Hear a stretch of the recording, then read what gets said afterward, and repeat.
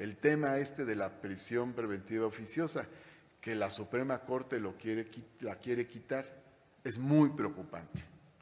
Es muy preocupante, porque no se detienen a pensar en los efectos que causa.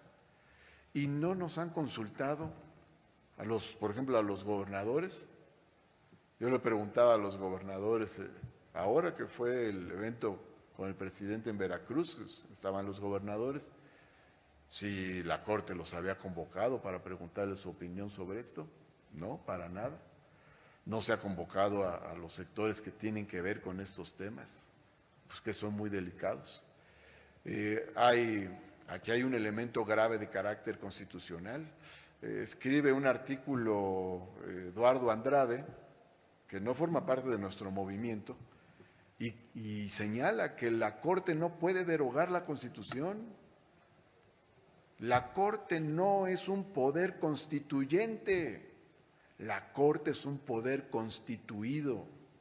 El poder constituyente es el que ha dado paso a la existencia de los poderes del Estado, pero ni el poder ejecutivo, ni el poder legislativo, ni el poder judicial pueden derogar la Constitución.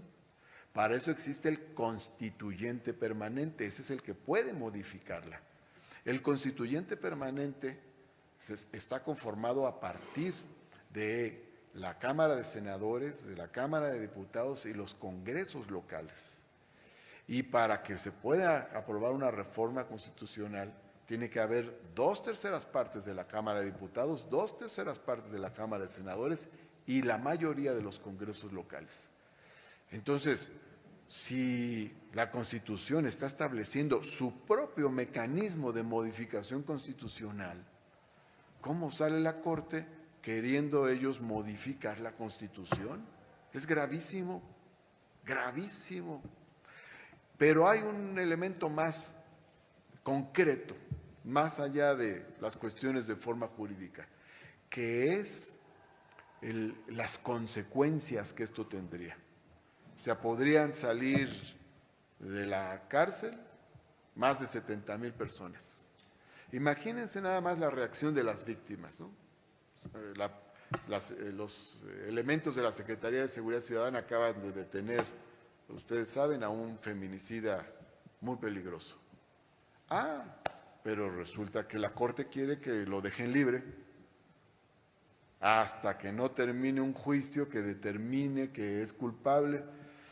Y luego, si tomamos en cuenta la poca eficiencia terminal, por decirlo así, del Poder Judicial, o sea que las sentencias abarcan como el 3% del total de los casos que deben ir a juicio.